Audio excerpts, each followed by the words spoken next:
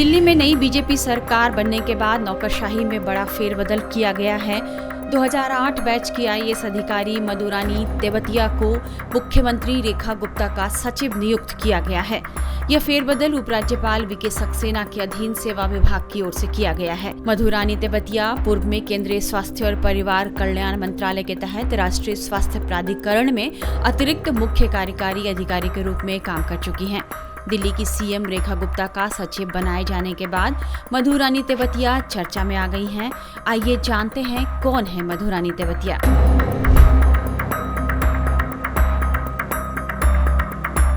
मधु तेवतिया एक कर्मठ प्रशासनिक अधिकारी मानी जाती हैं। वे एक होम्योपैथिक डॉक्टर भी हैं। मधुरानी तेवतिया ने अपनी जिंदगी में काफी संघर्ष किया है। शहीद आईपीएस अधिकारी नरेंद्र कुमार सिंह उनके पति थे। 8 मार्च 2012 को एमपी के मुरैना में उनकी हत्या कर दी गई थी। उस दिन होली का त्योहार था।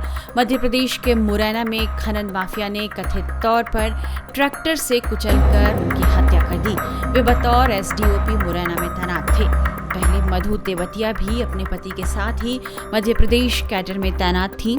शादी के चंद महीनों बाद ही आईपीएस पति की हत्या कर दी गई। जब उनके पति की हत्या हुई तब मधुरानी तेवतिया प्रेग्नेंट थी, साथ ही मैटरनिटी लीव पर भी थी और उस समय दिल्ली में थी।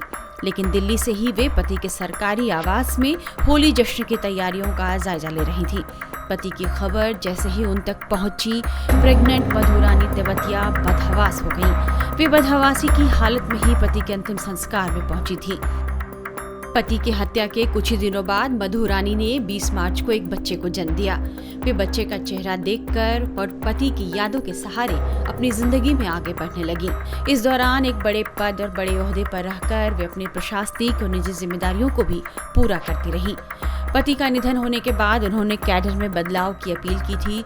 स्पेशल केस मानते हुए केंद्र सरकार ने उनकी अपील मान ली और उन्हें एजीएमयूटी कैडर में शिफ्ट कर दिया था। दूसरी तरफ इस सनसनीखेज वारदात की जांच का जिम्मा सीबीआई को सौंपा गया।